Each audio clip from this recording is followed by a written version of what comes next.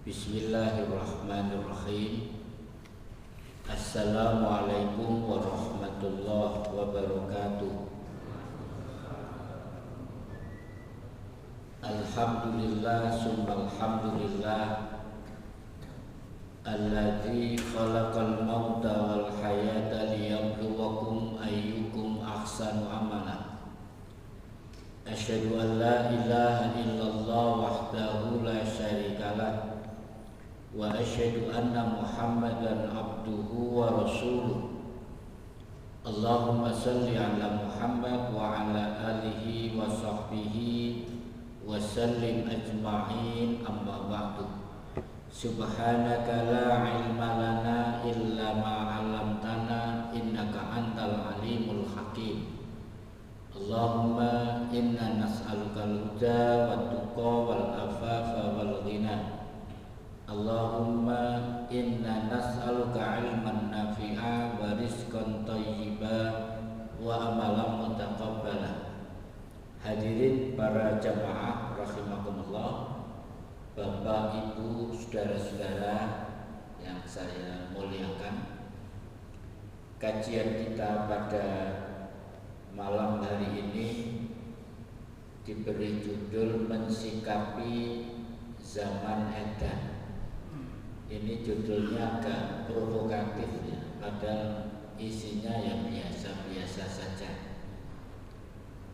Studi tentang satu hadis pendek riwayat Ibnu Majah. Hadis ini oleh para ulama hadis disebut hadis nubuwah karena isinya tentang prediksi Nabi tentang kondisi akhir zaman.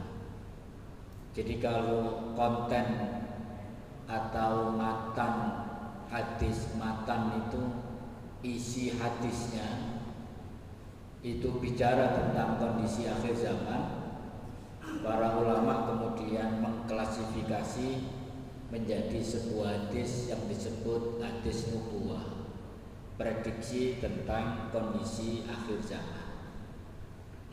Kalau Nabi yang memprediksi itu pasti terjadi, karena pada prinsipnya apa yang disampaikan oleh Nabi semata-mata tidak dari pribadinya, tapi dari wahyu yang diwahyukan.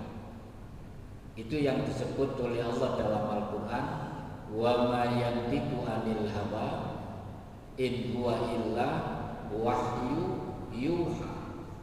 Yang aku sampaikan ini bukan dari hawa nafsuku, bukan dari pribadiku, kata Nabi, tapi dari wahyu yang diwahyukan.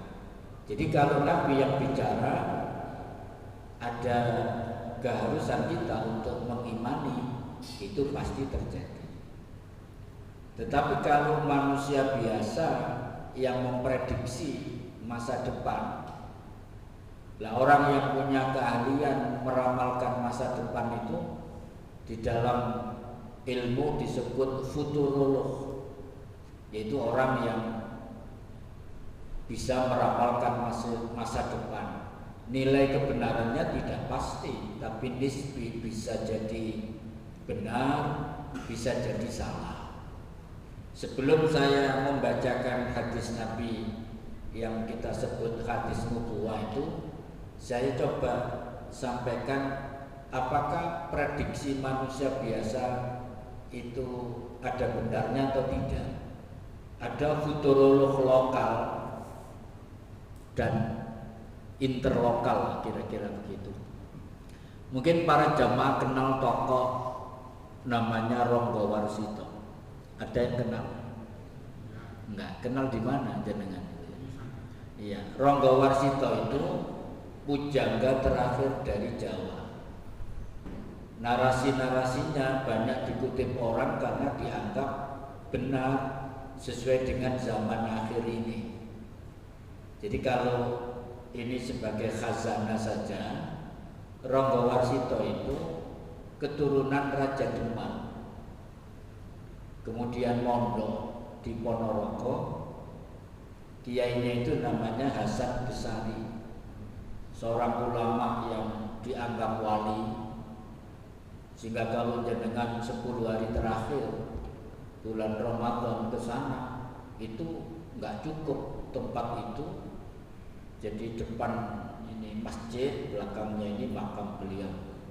Jadi seperti makam para wali pada umumnya, banyak orang itikaf di masjid itu. Nah, ceritanya anak raja ini mondok itu dalam tanda petik rada ndablek. Sering keluar rumah untuk adu jago dan main judi. Makanya jangan underestimate terhadap anak yang nakal, itu bisa jadi wali. Wali murid maksudnya. Singkat cerita, dia akhirnya dihukum untuk beribadah puasa dan sholat selama 40 hari 40 malam, tidak boleh kembali ke pondok. Kemudian dia sadar, kemudian menjadi pujangga. Itu panjang sebetulnya ceritanya. Kemudian dia menulis banyak buku yang disebut serat pada waktu itu. Misalnya serat Hidayat Jati. Kemudian buku yang ditulis lah kira-kira, serat yang ditulis itu diberi judul Serat Kalatida. Itu kalau diterjemahkan ya tentang zaman edan. Kalatida itu zaman edan. Kemudian narasi di dalam bait terakhir di serat ini banyak dikutip oleh para ahli untuk bicara tentang kondisi zaman hari ini.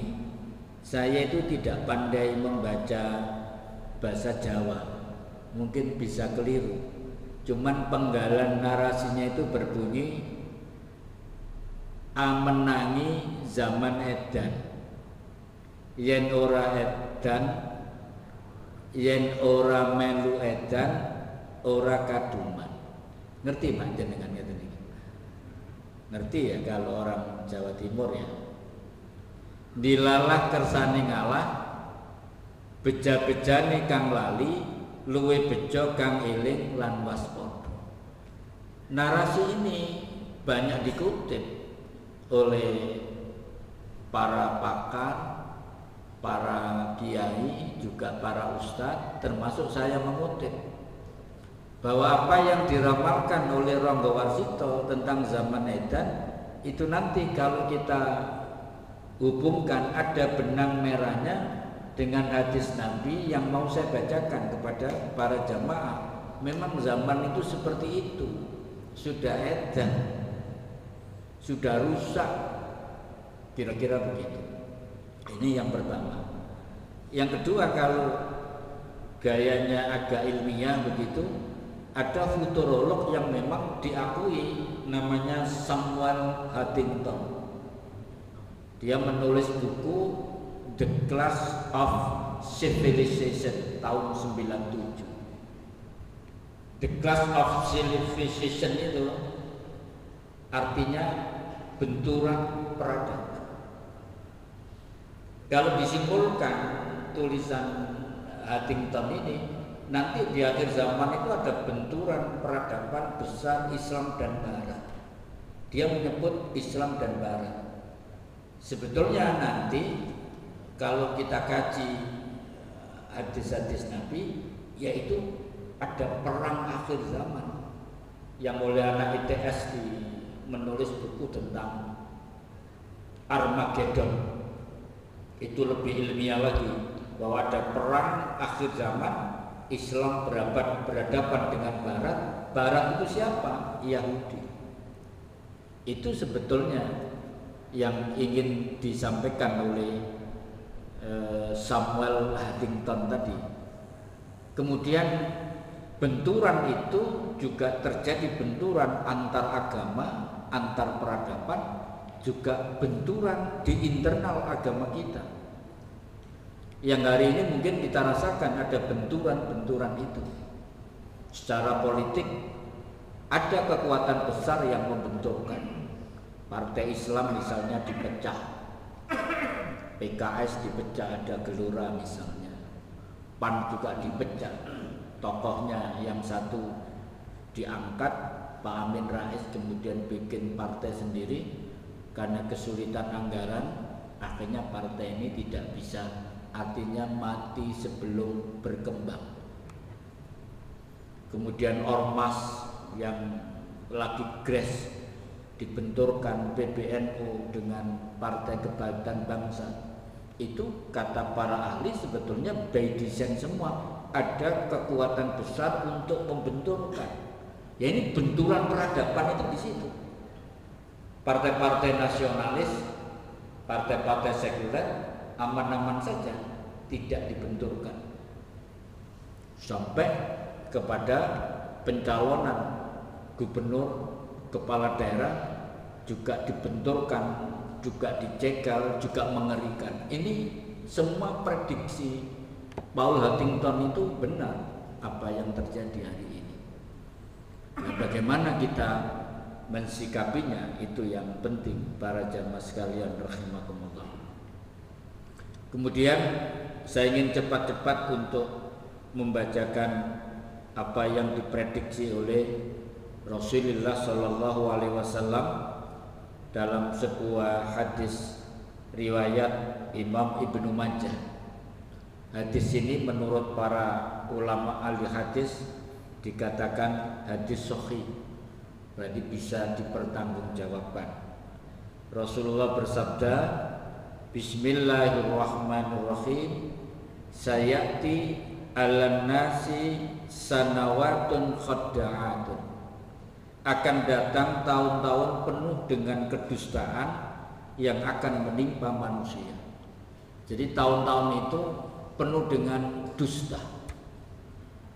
Indikatornya ada 5. Yang pertama, yusaddaqu fihal kadhibu, orang yang berkata dusta akan dipercaya. Yang kedua, wa yukadzabu fiha as-shadiqu, dan orang yang berkata jujur akan didustakan. Yang ketiga, wa yu'tamanu fihal khainu, orang yang jujur dikhianati. Yang keempat, wa yuhawwanu fihal aminu, orang yang keempat tadi, amanat diberikan kepada yang berkhianat. Wa yu'tamanu fihal khainu, kemudian wa yuhawwanu fihal aminu, orang yang jujur dikhianati. Yang kelima, yang terakhir, wa yantiqu fihar ruwaibido, dan ruwaibido juga ikut angkat bicara. Ini rupanya para sahabat tidak paham apa yang dimaksud ruwaibido. Kila kemudian ditanyakan kepada Nabi, wa mar ruwaibido, apa itu ruwaibido? Qala Rasulullah menjawab, ar-rajulut tafihu fi amril ammah. Nabi mengatakan orang yang bodoh yang menjadi pemimpin publik, kira-kira begitu makna bebasnya. Ruwaibido itu orang bodoh diangkat menjadi pemimpin publik.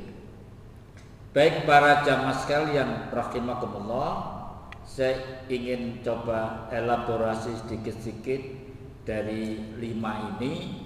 Yang pertama tadi, orang yang berkata dusta akan dipercaya. Ini maknanya ya enggak ujuk-ujuk orang itu dusta dipercaya. Tetapi kedustaan mereka itu dikapitalisasi lah, kira-kira begitu. Makanya ada konsultan politik, konsultan ini, itu bisa merubah kedustaan itu bisa seakan-akan tidak berdusta, sehingga dipercaya oleh publik. Apalagi di republik ini para jamaah sekalian, itu banyak sekali terminologi yang memperhalus. Seharusnya buruk itu bisa diperhalus seakan-akan tidak buruk. Itu sebetulnya perilaku setan. Jadi setan itu berhasil menggoda Nabi Adam alaihissalam dengan kata-kata manis. Kan wala taqrabu hadhihi syajarah, konsepnya itu. Di surga ini Adam dan Hawa tidak boleh mendekati as-syajarah. Kemudian dinamai oleh para mufassir tentang pohon atau buah khuldi. Buah khuldi itu kemudian diperhalus oleh setan, pintar sekali memperhalus itu. Mungkin Adam, kenapa kamu kok dilarang makan buah ini? Kalau kamu makan, kamu bisa abadi di tempat ini. Maka abadi itu sebuah tawaran yang menggiurkan. Maka karena dia menikmati surga, ingin abadi di situ, maka dia lupa wala taqrabu hadhihi syajarah. Ini dari Allah dilupakan, tapi dia tergiur oleh propaganda setan yang menghaluskan narasi itu. Maka ditelanlah gampangannya. Buah khuldi itu satu, kemudian istrinya juga menelan satu. Tidak ada penjelasan sebetulnya, kemudian menjadi kolom kencing, ya, kemudian menjadi susu. Itu mungkin tafsir Israiliyat, kira-kira begitu. Nah, itu yusaddaqu fihal kadzibu, orang yang berkata dusta akan dipercaya karena bisa membangun narasi kedustaan itu seakan-akan tidak dusta, sehingga dipercaya.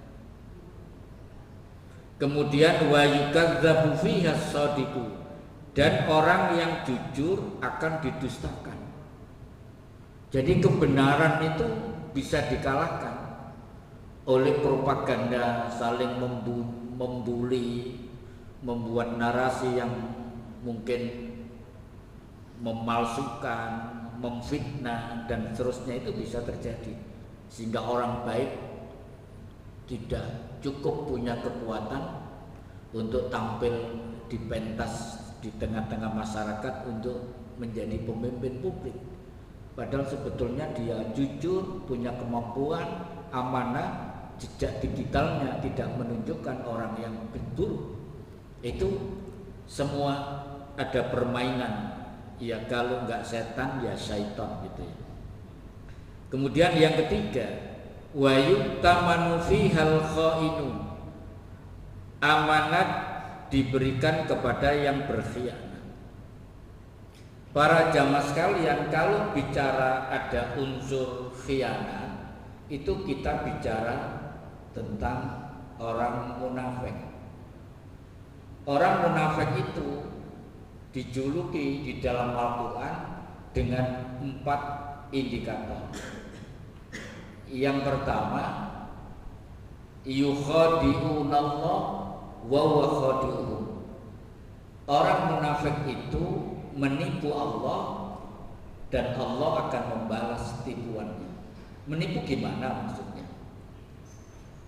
Orang munafik itu kan kira-kira KTP-nya Islam, tapi hatinya sangat membenci Islam dan sangat membenci umat Islam. Zaman Nabi sudah ada. Tokohnya namanya Abdullah bin Ubay bin Salul. Jangan keliru, Abdullah bin Ubay bin Ka'ab itu ulama sahabat. Tapi kalau Abdullah bin Ubay bin Salul, orang Yahudi, orang munafik yang pura-pura masuk Islam, kemudian masuk di lingkaran umat Islam, kemudian memecah belah umat Islam, yang menimbulkan fitnah mulai zaman Nabi sampai Khulafaur Rasyidin. Itu pemainnya itu Abdullah bin Ubay bin Salul. Mulai fitnah zaman Utsman itu perilakunya ini. Zaman Ali sampai ada perang saudara dengan Siti Aisyah yang disebut perang Jamal, juga konflik dengan Muawiyah. Itu ada peran-peran orang munafik namanya Abdullah bin Ubay bin Salul ini. Jadi mereka orang munafik itu menipu Allah pura-pura muslim tapi hatinya kufur, kira-kira begitu. Yang kedua, orang munafik itu kalau sholat malas. Wa idza qamu ila sholat qamu kusala. Ketika mereka berdiri menegakkan sholat, mereka sholat dengan malas. Kalau sudah pas ini para jamaah sekalian, kita sebaiknya tidak mereka, tapi bagaimana kita? Apakah waktu-waktu tertentu kita ini malas? Sholat subuh misalnya, mau ke masjid ini kok malas. Apalagi sholat malam, sepertiga terakhir di waktu malam, bangun rasanya kok awak pegel kaki. Maka sifat malas dalam sholat itu sebetulnya virus kemunafikan. Makanya orang munafik zaman Nabi kalau subuh tidak ke masjid, kalau isya tidak ke masjid. Mereka hanya ingin menampakkan sholatnya di waktu siang supaya dianggap oleh Nabi dan para sahabat yang lain mereka itu muslim. Begitu itu ada para jamaah sekalian. Seorang sahabat namanya Umar bin Khattab. Jadi data orang munafik itu sudah dikantongi oleh Nabi, tapi tidak dibuka. Tapi data ini, taruhlah flash disknya ini dititipkan sahabat namanya Hudzaifah ibnul Yaman. Ini rahasiakan, siapapun tidak boleh tahu siapa nama-nama orang munafik itu. Nah, Sayyidina Umar tahu kalau data orang munafik itu dipegang Hudzaifah tadi. Hampir tiap hari ketemu Hudzaifah itu Sayyidina Umar selalu bertanya, "Ya Hudzaifah, apakah di catatan kamu dari Rasulullah itu ada nama Umar?" Diam saja, nggak mau kan, disuruh merahasiakan. Besok ketemu ditanya lagi, ditanya lagi, ditanya lagi.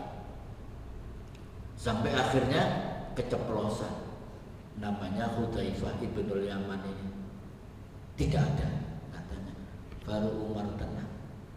Bayangkan para jamaah sekalian, sekelas Sayyidina Umar yang perjuangannya seperti itu untuk Islam, masih ada kekhawatiran dalam hatinya, ada sifat kemunafikan. Lah kita ini loh kok pede banget dong sawangan, karena kekhawatiran belas.